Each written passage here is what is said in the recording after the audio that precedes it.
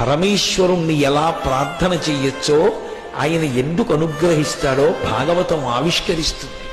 వాళ్ళు పిల్లల్ని పట్టుకుని వచ్చి అంటున్నారు, అనాథానాథ పాలింపవే అన్నారు. నాథులు లేని వాళ్ళకి నువ్వు నాథుడివి, అనాథనాథుడివి. అనాథులందరికీ కూడా నువ్వే నాథుడివి. పైగా అసలు లోకంలో అనాథగా ఎవరు ఉండవలసిన అవసరం లేని స్థితిని కల్పించగలిగిన వాడివి. అందుకే అనాథ అన్న మాట కన్నా అర్థం లేని మాట ఇంకొకటి లేదు అన్నారు పెద్దలు.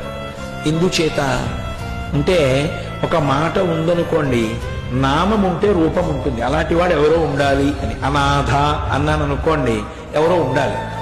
లోకంలో నాథుడు లేనివాడన్నవాడు ఎవరు ఉండడు. ఎందుకంటే అందరికీ భగవంతుడు ఉన్నాడు. మరి భగవంతుడికి నాథుడు లేడుగా, అందుకని ఆయనే అనాథుడా అంటే ఆయనకి ఆవిడుంది, అందుకే ఆవిడకి ఆయన ఉన్నాడు.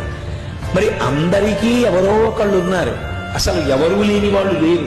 మరి ఆ మాట ఎందుకుంది అంటే, అలాంటి వాడు ఓడు ఉంటాడన్న మాట నీ జీవితంలో ఎప్పుడూ అనవద్దు.